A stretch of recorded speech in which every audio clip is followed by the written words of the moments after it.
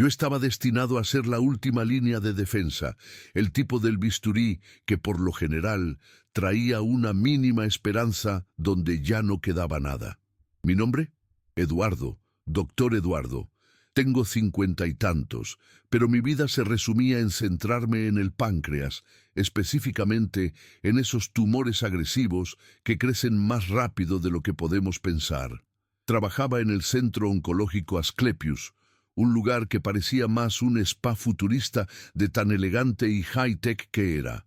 Mi rutina era una locura de lujo y desesperación. Pacientes ricos, casos rarísimos y el peso de ser el último tal vez en la vida de alguien. La época era 2018, en el apogeo de nuestro proyecto Fénix, un ensayo clínico que era mi vida, pero que exigía una cirugía tan radical que parecía ciencia ficción. Recuerdo que ese año tenía una sensación constante de arena escurriéndose entre los dedos. La presión era un nudo en la garganta que ni las horas de sueño interrumpido podían deshacer. Estábamos al límite de la ciencia, lidiando con vidas que dependían de un bisturí y de una suerte que la medicina convencional ya había agotado hacía mucho tiempo.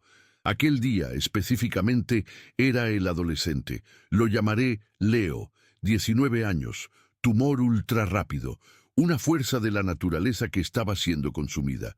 Leo era la razón de la existencia de Fénix, la razón de todo el riesgo. Estábamos programados para la Sala 7, nuestro búnker estéril, el orgullo de las Asclepius.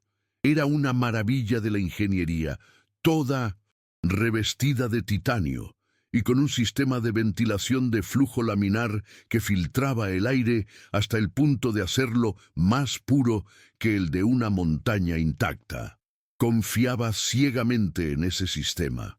Antes de que todo comenzara, fui a revisar el registro de mantenimiento de rutina, algo que solo el jefe quirúrgico hace. Era un protocolo aburrido, solo para firmar el ok final antes de intubar al paciente.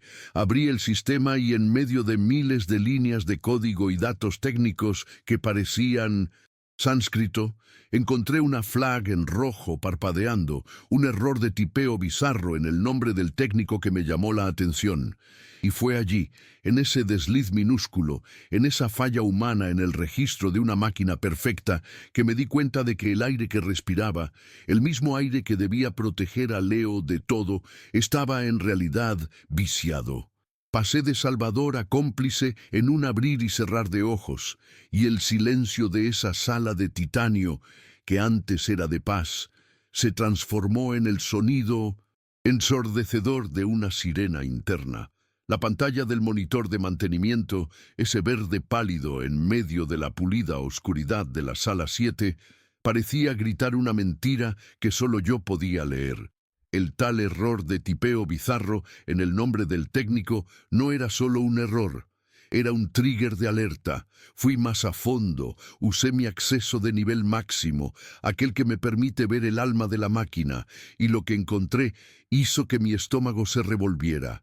El sistema de ventilación de flujo laminar que debería empujar el aire limpio en un patrón unidireccional perfecto, lejos de la mesa de cirugía, estaba operando con una falla minúscula en la presión diferencial.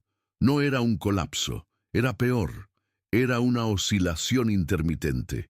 El aire estéril estaba siendo brevemente jalado hacia arriba en ciclos irregulares, creando un microrremolino cerca del campo operatorio.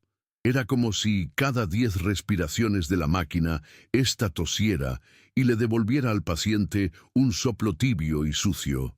El protocolo Fénix, por ser tan invasivo y largo, ya tenía un riesgo de infección asociado, pero esa falla transformaba el riesgo de infecciones raras, pero letales, en una certeza estadística aterradora.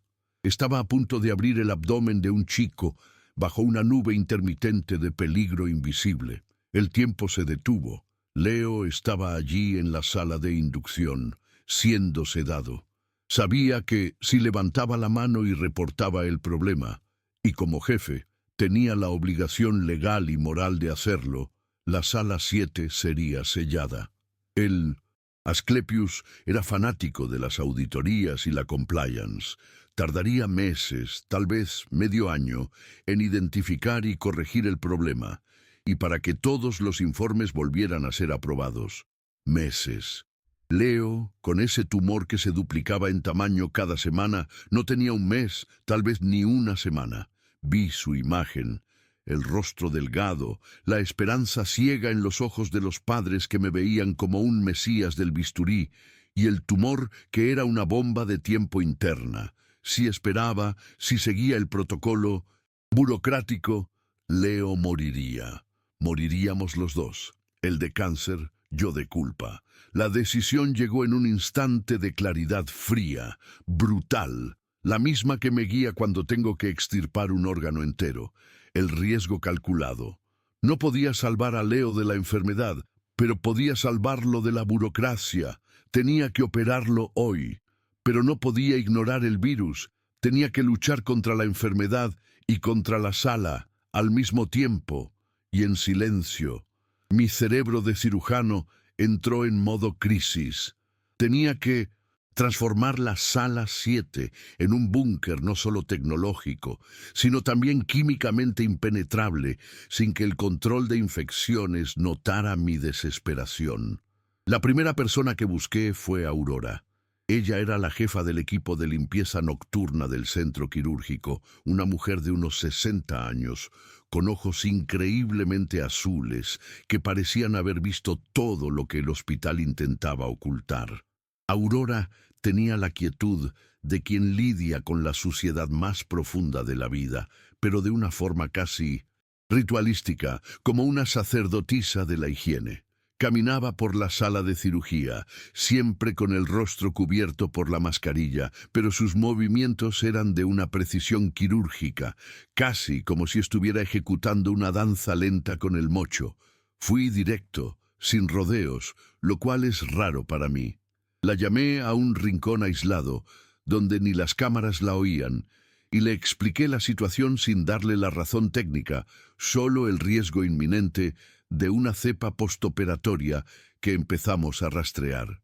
Aurora no parpadeó, solo inclinó la cabeza, me midió con esos ojos azules oceánicos y supe que había comprendido el subtexto. Algo grande y escondido está sucediendo. Yo necesitaba que ella implementara lo que llamé el protocolo nivel 4 alfa.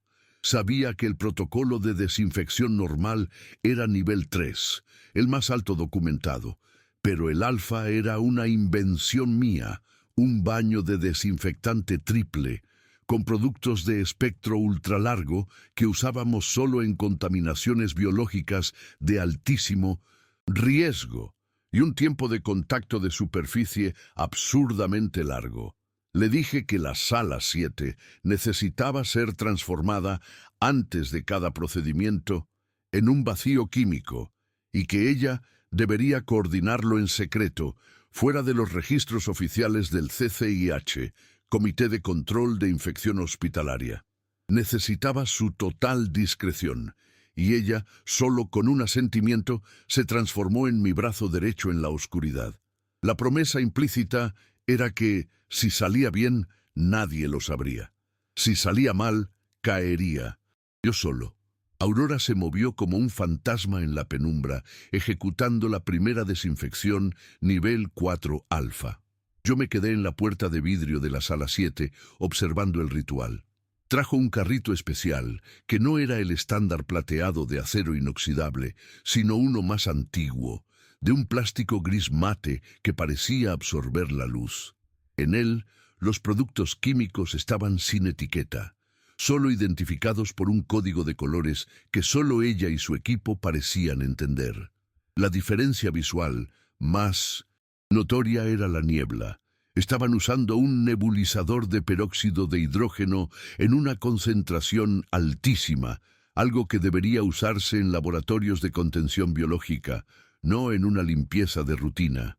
El aire, que ya era frío debido al aire acondicionado forzado, se volvió cortante, con un olor metálico y ligeramente dulzón que me recordaba a sangre coagulada mezclada con ozono.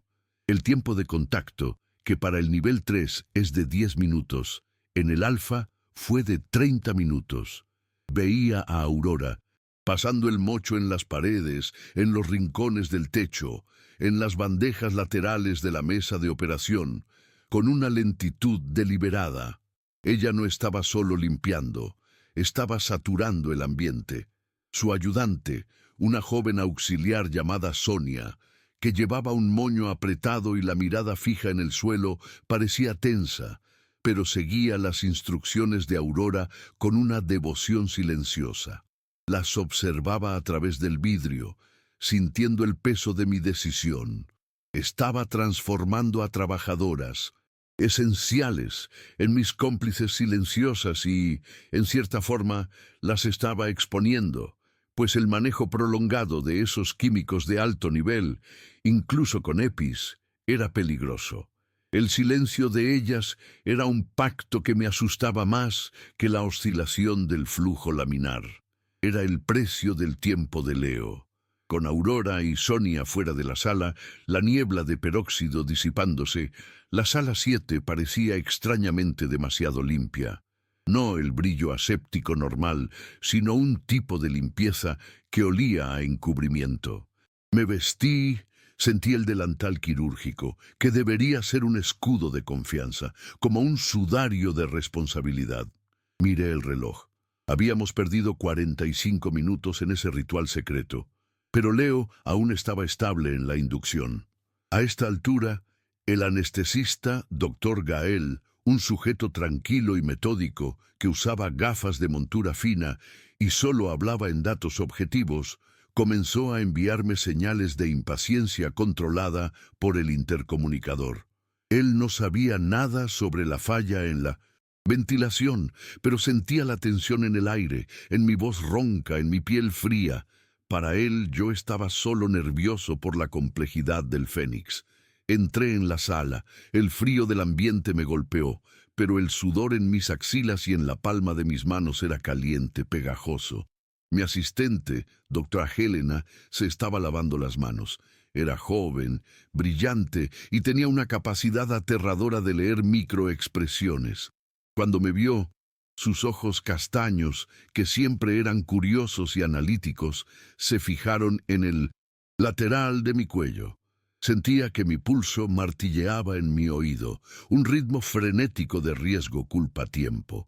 Mi mano izquierda, la que sostendría el retractor, estaba vibrando con un temblor casi imperceptible. Intenté esconderlo apretando el puño, pero sabía que Helena lo había notado. No dijo nada, solo me dio una mirada larga, llena de una extraña mezcla de preocupación y algo que parecía cuestionamiento. Inicié el proceso de scrubbing, ese ritual que hacemos antes de cualquier incisión. El agua corriendo sobre mis manos y antebrazos, lavando la culpa, la presión y el olor dulce del peróxido, pero sin nunca conseguir quitar la ansiedad helada que estaba anidada bajo mi piel. Leo estaba siendo preparado. La inducción era suave, pero el tiempo era mi enemigo. La cirugía Fénix, una pancreatectomía total ultra radical con reconstrucción vascular, duraba en promedio 10 horas. Cada hora con la cavidad abierta era una ruleta rusa con el flujo laminar fallido. Vestido y paramentado, entré en la sala 7 y la encontré ya con el equipo completo. La enfermera jefe, doña Claudia, una matrona de 50 y tantos años que parecía supervisar el tiempo y el espacio con la fuerza de una mirada, ya estaba organizando las bandejas. Claudia tenía una manía extraña. Usaba siempre un pijama quirúrgico que parecía de niño, con estampados de estrellitas azules y amarillas bajo el delantal estéril. Era el único elemento de ligereza en ese ambiente de tensión brutal. Fui hasta el panel de 1960, control del flujo laminar, fingiendo revisar el log una vez más, pero en realidad estaba tocando el metal frío, buscando algún tipo de vibración que delatara la falla, pero la máquina zumbaba con la perfección de siempre. Leo estaba en la mesa, pálido, un cuerpo joven de 19 años con un cáncer de páncreas que era una anomalía biológica. Un tumor que parecía tener la inteligencia de saber dónde crecer para causar el mayor estrago en el menor tiempo posible. El dilema, que antes era ético, ahora se volvía físico. Tenía que ser más rápido, más preciso y más limpio que nunca, mientras lidiaba con un enemigo invisible llamado contaminación oculta. La incisión era inminente y el juego de escondite con el protocolo de infección estaba a punto de comenzar. Inicié la incisión, el bisturí eléctrico siseaba y el olor a tejido quemado mezclado con el residual dulce del peróxido creó una fragancia bizarra y única, un perfume de riesgo inminente. Leo era un caso de adenocarcinoma ultra rápido, pero lo que lo hacía único era la forma en que el tumor estaba enraizándose. Su páncreas parecía una masa compacta de nervios y vasos sanguíneos, todos torcidos en una anomalía geométrica que desafiaba la anatomía estándar. Las venas mesentéricas y la porta, vasos cruciales, estaban abrazadas por el tumor de una forma que recordaba a raíces de mangle agarrándose al barro. Era una anatomía del caos, y cada movimiento tenía que ser milimétricamente calculado. Elena, a mi lado, estaba concentrada, pero yo notaba su respiración más contenida a cada maniobra compleja. Ella no sabía del aire, pero sentía que algo estaba desregulado en mi desempeño, o en la complejidad inusual del caso. Mi foco estaba en el tumor, pero mi mente estaba dividida. Una parte calculaba el tiempo de clampeo vascular, la otra monitoreaba el silencio del intercomunicador del CCIH a la espera de una sirena. La cirugía avanzaba, y el tumor, con su color gris perlado y textura extrañamente fibrosa, parecía chupar la luz de la sala, contrastando con el rojo vivo de la sangre que escurría al aspirador. Estaba inmerso en una disociación. El cirujano automático, perfecto en su oficio, y el hombre aterrorizado, consciente de la infección que podría estar esperando, invisible, flotando en un microrremolino encima de nuestras cabezas. En medio de la resección, cuando estaba despegando la cabeza del páncreas de las estructuras vasculares, intentando preservar al máximo las paredes finísimas de la vena porta, sucedió un imprevisto que me dio un sobresalto eléctrico en el guante. Era la arteria esplénica. El tumor había creado una especie de mimetismo, envolviéndola de forma tan íntima que era imposible diferenciar el tejido maligno de la capa adventicia del vaso.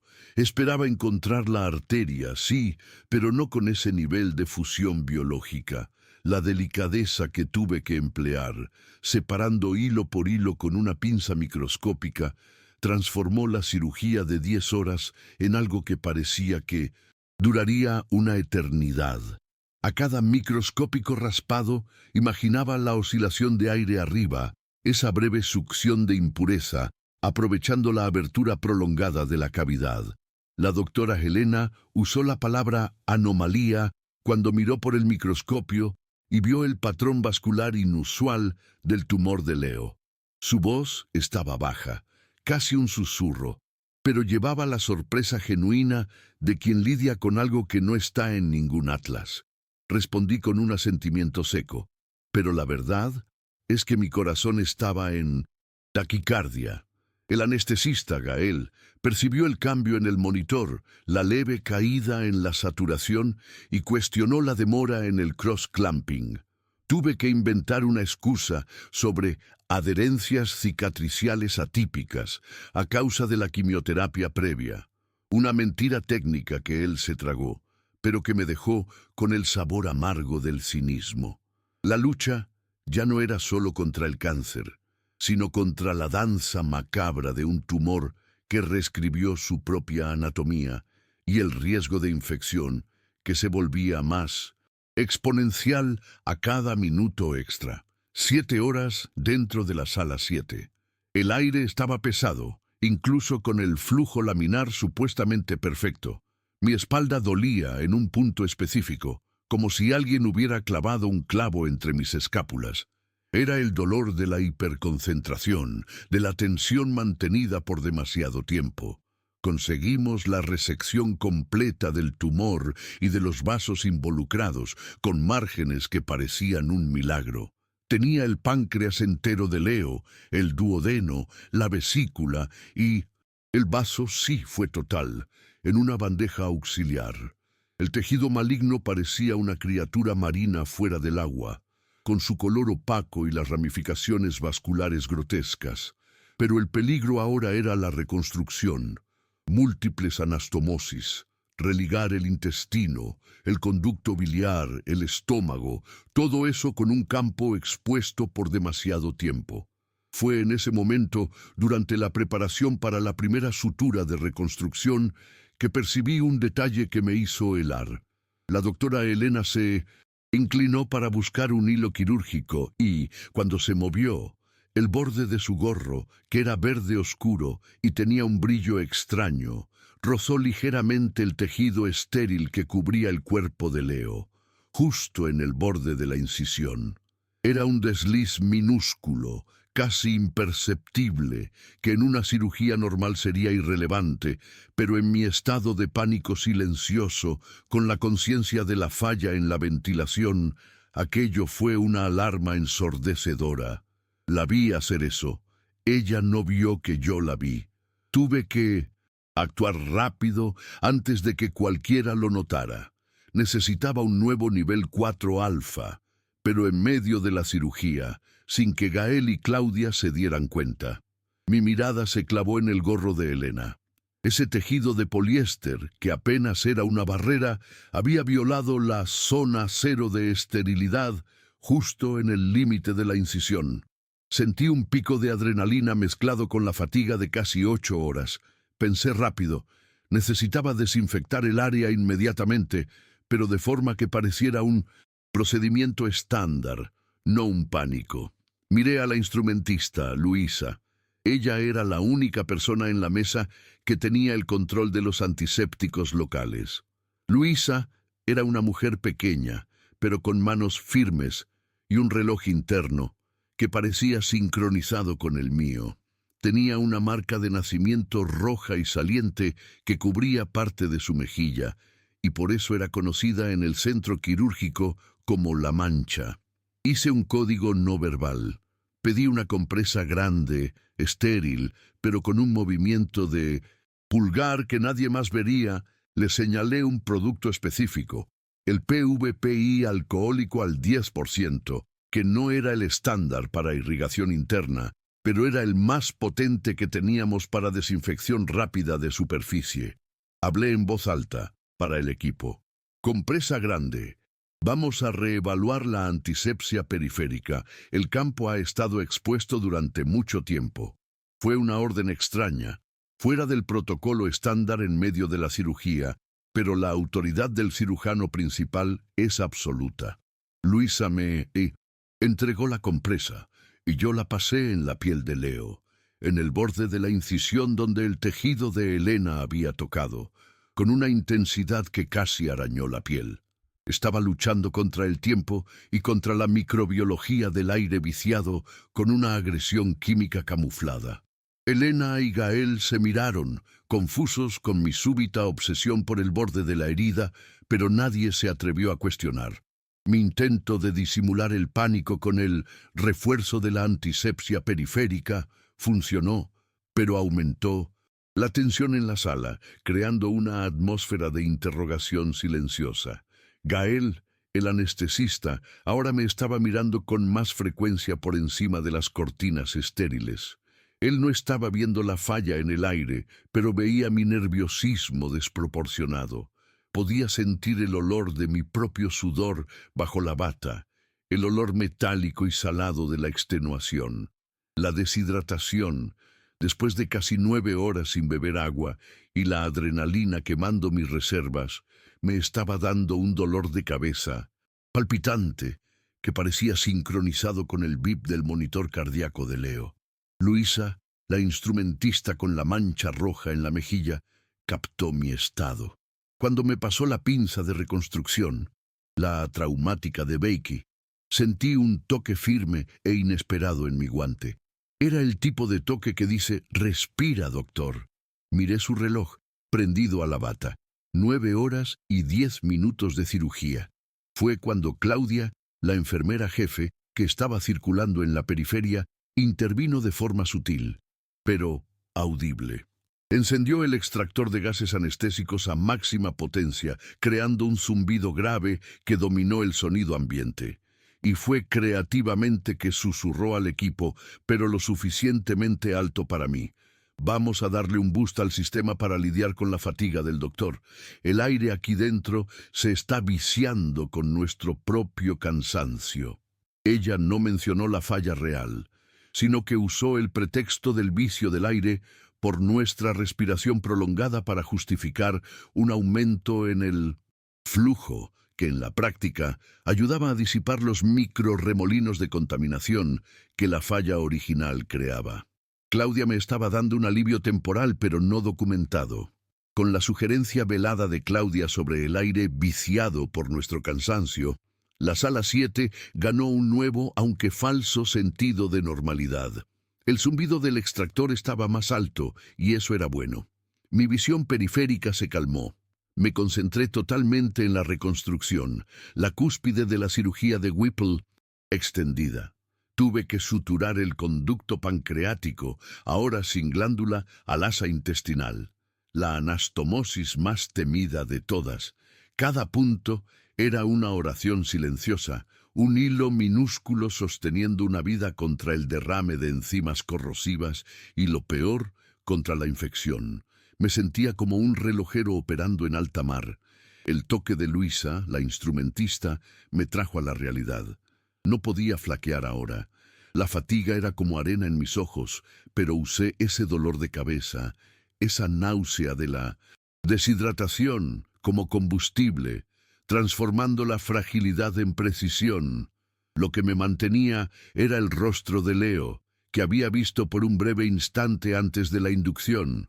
Un chico, con la piel amarillenta por la obstrucción, pero con una sonrisa terca, casi desafiante. No podía condenarlo a morir de una infección bizarra por una falla que yo había decidido esconder. Tuve que recordar cada detalle del protocolo nivel 4 alfa que Aurora había ejecutado, visualizando la fuerza química contra el aire impuro. Tenía que confiar en mi acto ilegal de bioseguridad. Casi 12 horas. La reconstrucción estaba finalizada. Había conectado el drenaje que llevaría la secreción biliar y pancreática hacia afuera, y cada gotita que escurría al colector parecía oro líquido. Ese drenaje era el centinela de mi culpa, la prueba de que la cirugía había sido un éxito técnico, pero el riesgo aún planeaba sobre la cabeza de Leo. El tumor ultrarrápido había sido removido, y la cavidad abdominal, antes un lienzo de caos vascular, estaba ahora cosida con una red de esperanza, pero vulnerable. Mientras cerraba la musculatura abdominal, la doctora Elena miraba el monitor, anotando el tiempo quirúrgico total, 12 horas y 18 minutos. El silencio del equipo era de extenuación respetuosa. La peor parte, paradójicamente, fue el momento en que salí de la sala 7. Me quité la bata, los guantes, la mascarilla y respiré el aire del pasillo.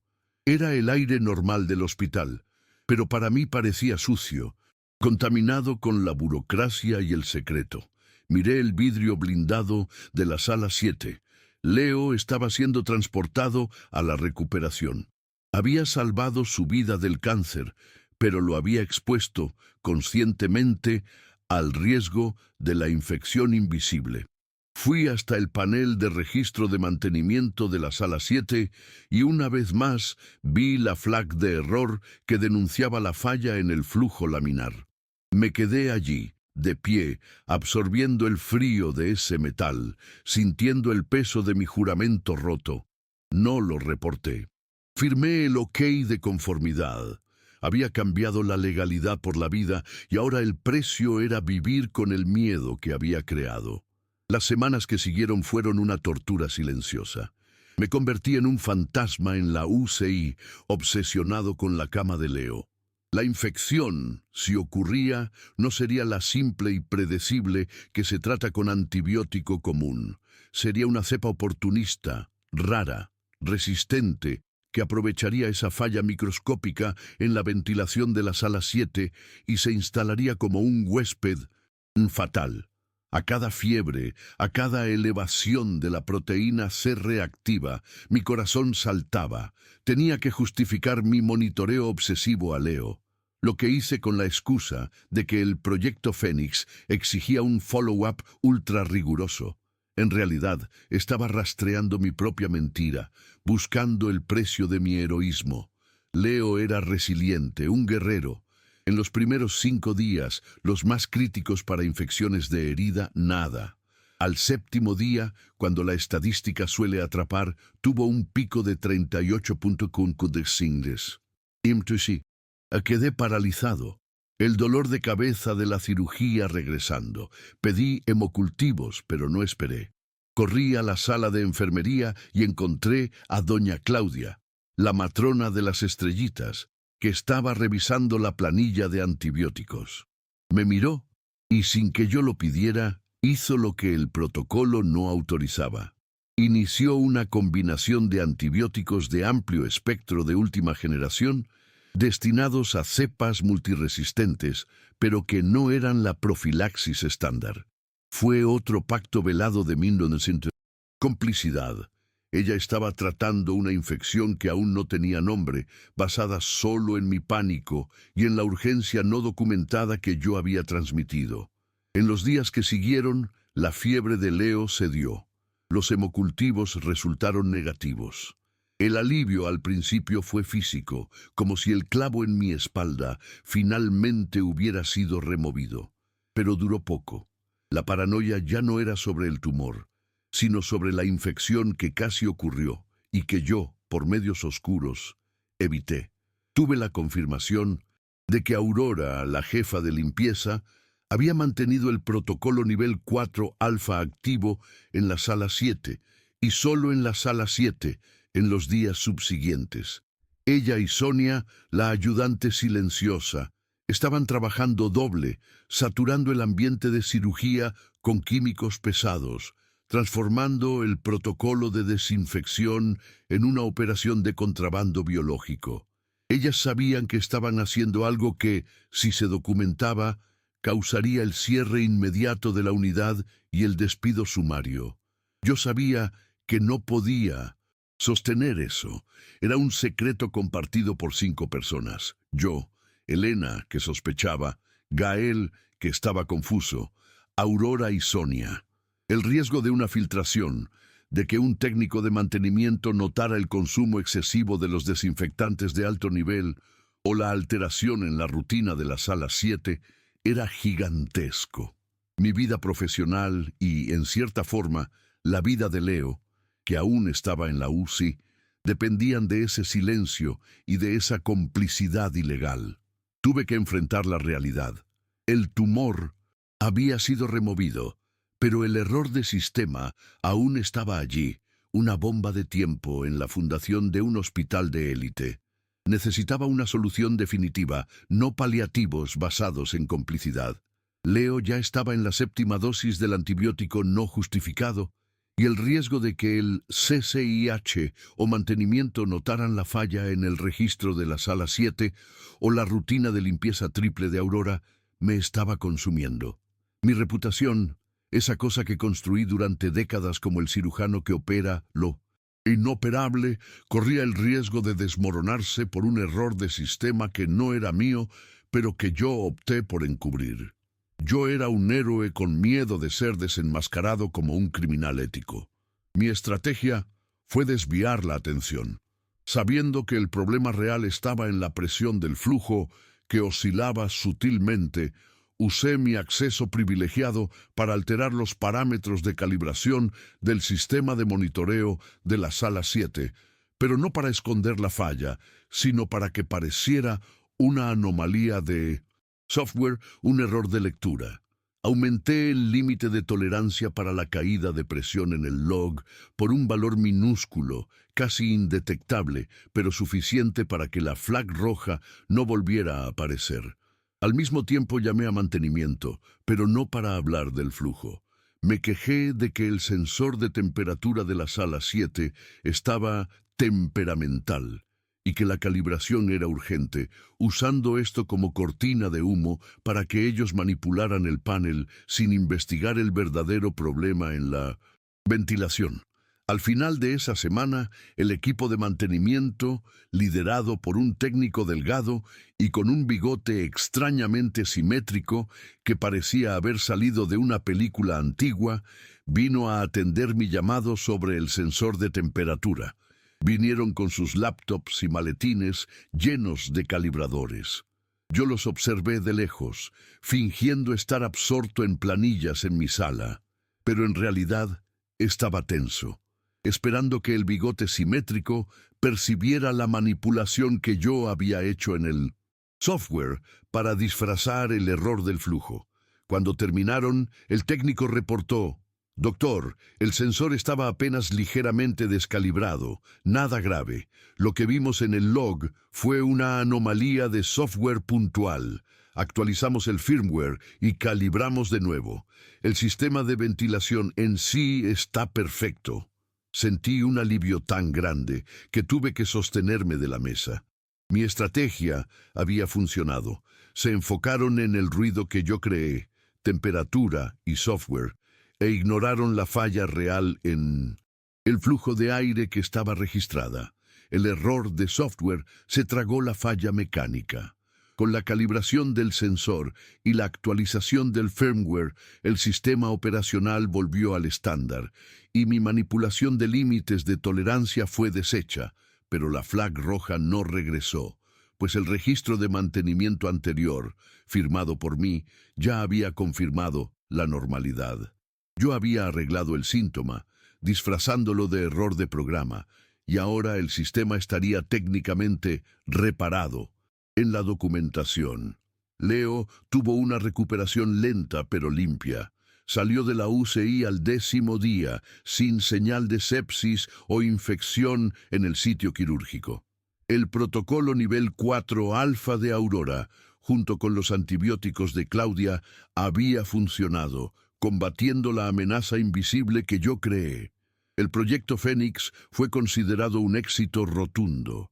Leo fue dado de alta, y la última vez que lo vi estaba con bufanda, jugando baloncesto en silla de ruedas en el patio, con esa sonrisa terca de antes. Sobrevivió al tumor, y sin saberlo, a mi dilema fatal.